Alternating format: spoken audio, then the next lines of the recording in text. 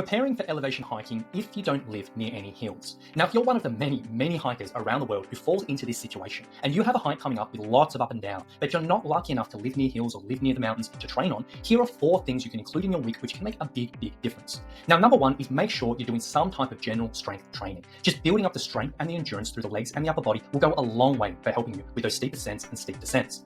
Number 2, somewhere in your week, you want to be looking at including some type of cardiovascular exercise which gets a little bit burny on the legs. So this may involve, if you're lucky enough to go up and down a set of stairs or a long hill, if you live near that. This may involve stepping up and down on a small box or a bench in a local park and going on with that. This may involve getting on a bike and turning up the gears of resistance really heavy and sustaining that. That anything can get a nice burn on the legs, which you can do for an extended period of time. That will go a long way. Number 3 is some type of cardio, which you can do and get a bit huffed and puffed and a bit out of breath and sustain that for multiple minutes at a time. So this might involve getting on a bike or an elliptical or even going running if you're a runner and going quick for 3 minutes or 4 minutes at a time, getting a bit out of breath and then resting for a minute or two and repeating that and getting your body used to that sustained exertion at that higher intensity. And then number 4 is just making sure you are getting some longer walking or longer hiking, even if there's not a lot of up and down, even if it's totally flat, but just preparing the body and the mind to go for long periods of time will really add up. And if you can put those 4 things together, that can end up being a really good week when training for elevation, and it can really serve you very well in the mountains.